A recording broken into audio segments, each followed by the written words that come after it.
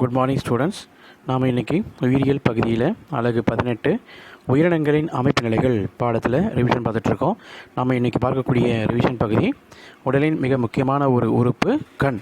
கண் என்பது உடலின் பார்வை புலனுறுப்பு என்று அழைக்கப்படுகிறது. ஏன்னா கண்கள் வழியாகத்தான் உலகத்தின் அனைத்து விதமான செயல்பாடுகளையும் பொருட்களையும் நம்ம பார்க்கக்கூடிய ஒரு வழியாக இருக்குது. ஸோ மனித கண்ணானது உடலின் ஒரு முக்கியமான ஒரு புலனுறுப்பு. இது தசை திசு, இணைப்பு திசு மற்றும் நரம்பு திசுக்களால் ஆன ஒரு முக்கியமான ஒரு உறுப்பு. இது ஒரு பொருட்களை பார்ப்பதற்கும் நிறங்களை பிரித்தறிவதற்கும் இந்த கண்களானது மிக முக்கிய பங்கு வகிக்கிறது. இதனால் நம்ம மனித உடலின் உயிர்கடிகாரத்தை பேணுவதற்கும் இந்த கண்களானது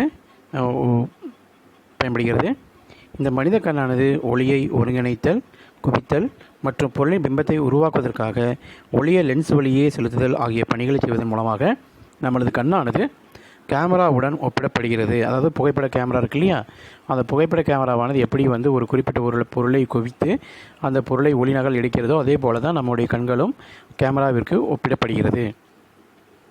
மனித கண் பற்றியும் அதனுடைய செயல்பாடுகளை பற்றி நம்ம இன்றைக்கி தெரிஞ்சுக்கொள்வது மிக மிக அவசியமாக இருக்குது.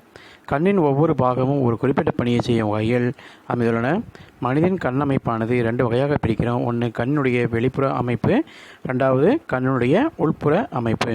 ஓகே, அப்போ கண்ணுடைய வெளிப்புற அமைப்பில் என்னென்ன பகுதிகள் காணப்படுகிறது?